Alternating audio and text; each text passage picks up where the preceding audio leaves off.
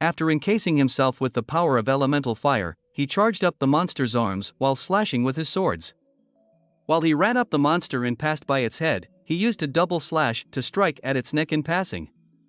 In the air, Giju commented that things still hot as hell, while Lu told him that his elemental fire damage seems to have some effect on it.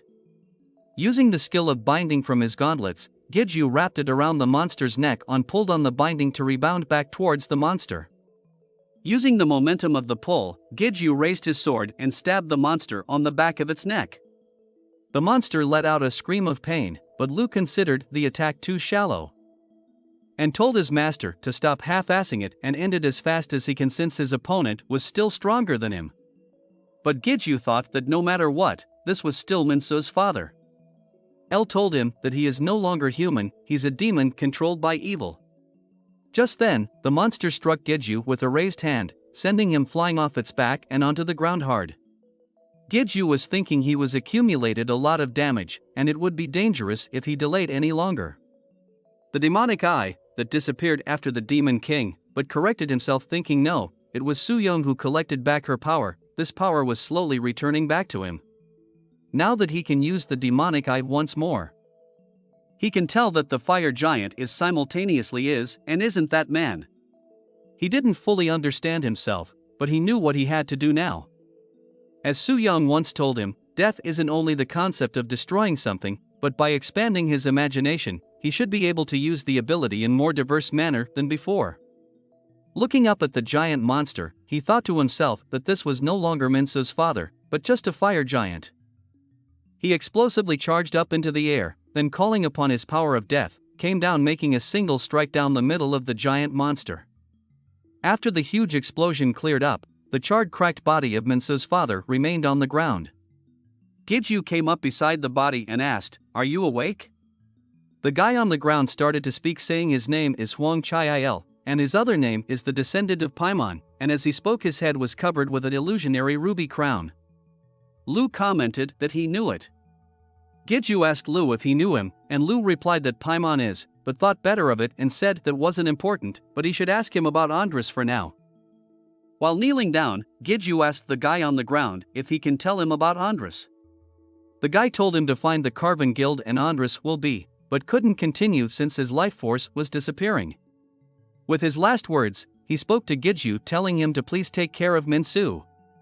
Giju on the other hand took up the black sword, and said for him to care of it himself, while stabbing him with the sword. The system notification informed him that activating cannibalism, egoification of fire giant in progress, and egoification of fire giant has succeeded. As the body disappeared in a black smoke, Giju commented that he ended up killing both the father and son with his own hands. His egos told him he did the best he could and it couldn't be helped. Lu told him now he should think about a way to get the kid out of there, as Giju stared at the coffin. Giju asked couldn't he open the barrier with the hammer just like before, and Lu told him that unfortunately no, since the operation method is different. Just at the moment his minions called his attention saying they had disposed of them all. While looking back, he saw his undead army kneeing in towards him. He told them that they can go back after cleaning up, and they did just that, carrying the corpses of the dead with them back into the gate portal. He got a squad of them to move the coffin carefully into the portal as well. Suddenly Giju found himself confronted by a lone goblin. Then he recalled it's that time already, and with a bit of nostalgia greeted the goblin saying it's been a while. The goblin started to sweat, and then ran away as fast as it could. Giju questioned why was it acting like that, to which Lu replied that it must have felt it instinctively, that it could never defeat you. This brought a devilish smile on our hero's face. He picked up a small rock from the ground and flicks it towards the goblin, killing it in one shot. Smiling, Giju commented that he felt so refreshed for some reason. Suddenly a glow to the side caught his attention, and even his egos felt it as well, an aura of an ego. He walked towards the direction of the aura, and soon found himself in front of a cave within the forest. As he entered the cave, El asked if this could be the entrance to the tower's basement that the elder was talking about, but Giju said he didn't feel anything from the cave to suggest that. Thinking back, the aura he felt a while ago was definitely an ego and his other egos confirmed it as well. Thinking nothing will show up in this tiny care anytime soon, Giju sat down and said that before he headed back he wanted to take a second and talk with Lu. Getting a drink out from his portable gate, that's not an inventory, he asked Lu to tell him about what he knew. Lu feigned ignorance and said, did he assign something to him? Why would he keep asking only him? Giju said that because he keep acting like he knew something, like stuff about oblivion or whatever before, but could it be that he remembered it all? Lu complained that's not it, he just recalled little bits of related memories when something specific occurs. Giju lamented that it's no wonder that he's of no help in crucial times when all he did was act like he knew something, to which Lu protested. Then Giju asked directly what is all this stuff about Andress or Paimon's descendant. Lu answered that Andress and Paimon are demons, and they both hold a seat within the 72 seats of power. Those are the archdemons seated right below the true demon king. And not the fake demon king that young Su-young or whatever claims to be. They're ranked from the first seat to the 72nd seat, and for his information Ball was the first seat. Andress used to be called the worst demon, even when he held a low-ranking seat, not the strongest but just the worst, due to his personality being just garbage. Giju thought to himself, didn't all demons have a bad personality? Lu continued saying that Paimon holds a high seat, and is one of the 2 gatekeepers of hell. He's also the great blacksmith of hell. Giju thinking that the elder's son, Huang Chiil, is a descendant of Paimon, no wonder why elder's equipment was special. After a moment of silence, Giju prodded for Lu to continue with his explanation, but Lu was indignant saying he just did. Giju asked that's it, he didn't know anything else, to which Lu replied as usual that he didn't remember. Giju thought again that Lu really was no help at all, and Lu stated that he can hear him. Sometime later after getting back home, he was faced with Sujong telling him that he had some guts, since she couldn't believe that he rejected a date with her. She kept calling him arrogant, and he just silently stood there in front of her. He walked past her and asked what date was she talking about. They just decided to have a meal, but she told him he was so dense. As he walked up the stairs, he said that he mentioned before going out that something urgent came up. Then she asked so, what happened, and he replied nothing. Then they'll better of it and decided to tell her everything, but reminded that it'll be a long story. After the long discussion, she asked him if this was all true, to which he nodded that it was. She asked about that Minsu child, and Giju told her that he went down to leave the coffin to Ball earlier, and he's removing the barrier inside the gate. Upon thinking about it, she said she understood and told him to come with her to meet with someone. Sometime later, they found themselves in the Player Association building. Giju was a little anxious sitting on the couch with the demon king Young Su-young next to him, and across from them was the Player Association president and the equally anxious Taeshik. Giju was thinking, what is with this situation, when Su-young noticed him looking at her and she asked why was he looking at her like that, is it unexpected that she knew them? The president commented that they are not on bad terms with the demon king, though it might be a different story of what she thinks of him. Su-young, while revealing her ring, said that she was also a mercenary and said he should have one of these as well. She goes on to say that he should know this, while pointing to the president, but he's desperately searching for people to strengthen his forces. They just help each other when either of them needs help, that's all, and it's similar to his relationship with the association. Giju was thinking that even if they are partners, the way she spoke to him and pointing fingers is rather disrespectful. Elle told it to him straight, saying she lacks manners. Then it dawned on him and he spoke out loud, his thinking that in the other world, time flows differently to Earth, and since Su-young said they were the same age in Earth ages, then it's possible that she could be the same age as the association president, but at that moment Su-young was shocked and shouted her protest, telling him to wait. She said he seems to be massively misunderstanding something, and that's not it. She started to yell at Giju, saying she was just acting like this because she did like that old man that much. And it's not because she was that old, it's because she was being a rude bitch. She got angry at the situation, yelling, why was he making her say stuff like this, and hit him on the forehead. Regaining her composure after hitting Giju, she sat back down and said, let's stop with the chit-chat here. They more or less heard the story from the call earlier, right? The Carvin Guild has started to move. The association president remained silent, while Taeshik was puzzled, asking Carvin Guild. Su-young pointed out that his son doesn't know much about them. She thought he'd know for sure since they're both pioneers. While patting Taeshik's head, the association president said that this guy doesn't know much about the other world, but it looked like he was trying to get more into it. Taeshik, removing his dad's hand, said that he couldn't stay doing office job forever, while thinking Giju is growing more and more every single day, and he couldn't stay at the bottom forever either. Then a thought came to Taeshik, and he said that he feels like he has heard of the Carvin Guild somewhere before. Giju also commented that he also thought they sounded familiar. Then they both remembered a conversation they had before of a co-worker going to join the Carvin Guild, and he became a completely different person. At the same time, they stood up and shouted, "The guild that Theo joined." While the other two looked at their actions questioningly, the guys stared at each other speechlessly. Lu asked who is Theo, and Giju told him that it was before his time, someone who he worked with during his days as a guide. Giju started to recall all the memories of the other person, and told Lu that he was a close comrade. Su Young concluded and asked that someone they knew was now in the Carvin Guild. Giju asked that sort of group is the Carvin Guild?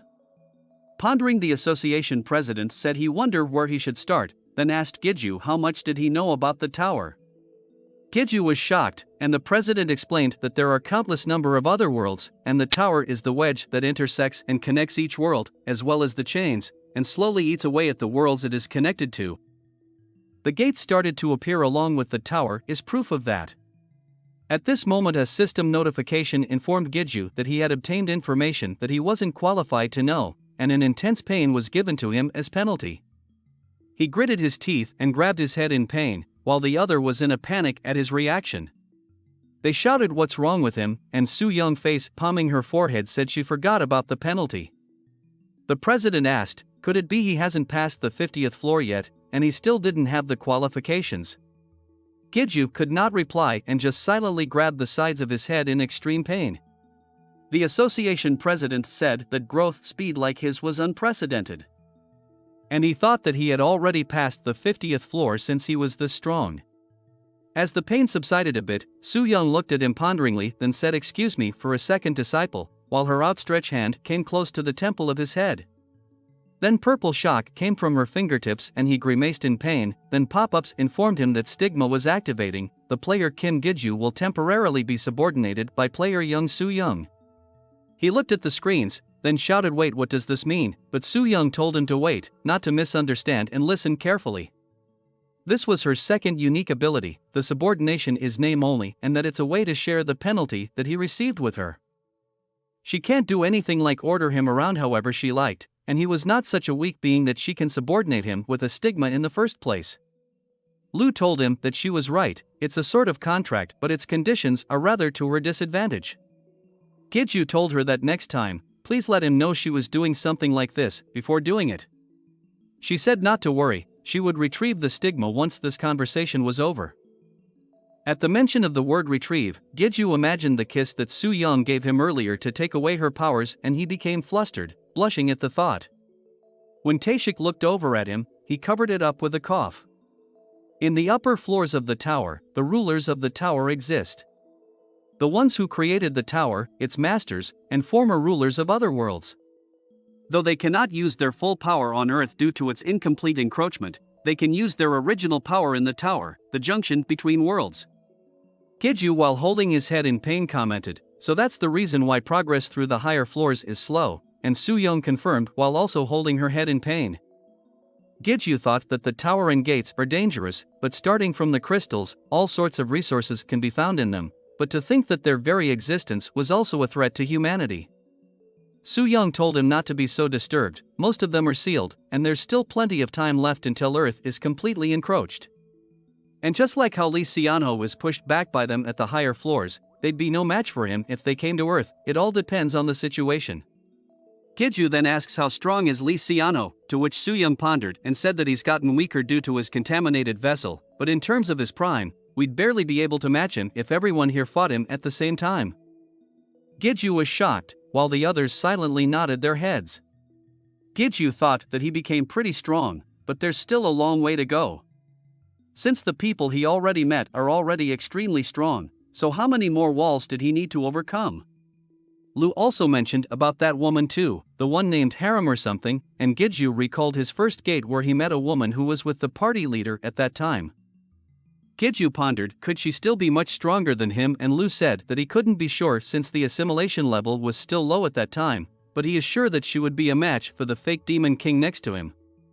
Gidju was surprised at this revelation, thinking just who was that woman. Meanwhile, Su Young noticed the stare and asked Gidju teasingly why was he staring at her, was she that pretty? Being caught off guard, Gidju stammered what was she talking about, he was just talking to his egos. Thinking seriously, the association president said that in any case, what's important is Andress, he can't believe he was the leader of the Carvin Guild.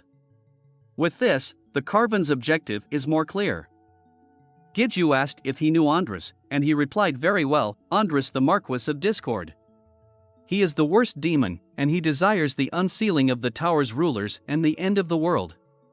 Sometime later, after ending the meeting, Su Young told Gidju to go home for the day, since she still had some more stuff to talk about with that geezer, pointing to the association president. As they drive off, Gidju told Sunghoon sorry for calling him out so late. While Sunghoon smiled and gave him a thumbs up saying, it's alright since he will be paid overtime. Gidju laughed while saying that's a relief. He was thinking that he was very tired and too many things happened today, and he found out too much. But he couldn't rest yet, he still had something to do once he got back home. Within the gate, Ball was dripping blood from his fist to activate a seal. A blinding light was given off from the seal above the coffin as Ball and Gidju stood next to it watching. Gidju noticed the barrier was opened so easily by Ball, and he went and slowly opened the coffin.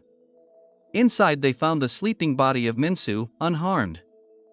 Gidju asked Ball why wasn't he waking up, and Ball used his demon eye to look at the body of Minsu. He said that there is nothing wrong with his body, and no spells or curses either.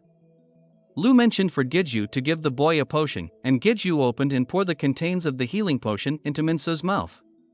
Slowly the boy opened his eyes and sat up. Gidju asked the boy if he was fully awake, and Minsu just looked over at him. Gidju asked Minsu if he remembered him, and Minsu just silently stared at him for a moment before asking Dad. Gidju could not believe what he just heard. Back at the house, his sister and mom stared at his dumbfounded, while Minsu was hiding behind Gidju's back. All Gidju could do was laugh nervously at the situation he found himself in. His sister, jumping the gun, said, how could his brother bring home a child, while his mother took another leap forward saying she had a grandson, just when, where? Gidju was scratching his chin saying that's not it, it was a long story, but is cut off by his sister excitingly shouting that it's only been a few days since he brought home Su Young, isn't this way too soon? She can't believe she already has a nephew, but it's stopped by Gidju forcefully grabbing her ears telling her to stop it, that's enough. His mother, having calmed down, asks so what's really going on, then Gidju lets out a long sigh and starts to explain that he's the grandson of someone he's indebted to. Quietly, so Minsu might not overhear, he tells his mother that this child lost his family to an accident, and it looks like he lost his memory from the shock. While Minsu continued to hide behind Gidju, squeezing his shirt. Then Gidju continues to tell his mother that the kid thinks that he is his dad, and his mother replies, poor child. Crouching down, the mother asks the child what's his name, and the kid replies Minsu. The mother smiles happily and tells the child that he can just call her grandma, to which a shocked Gidju asks, were you even listening to what he just said? Sometime later, we find Gidju back in his gate letting out a long sigh. Lu asks, why'd he even go back home if he was just gonna run away like this anyways, but Gidju replies that he needed to eat food, didn't he? Thinking back his mother's eyes, those were the eyes of someone who really wants a grandson. Gidju asks Minsu if the food was good, and the kid replied yes while eating chips. Gidju was thinking that it feels like the kid's mental age might have regressed a little as well. Lu says no wonder, he probably saw his real father trying to kill his grandfather, and was even kidnapped by him.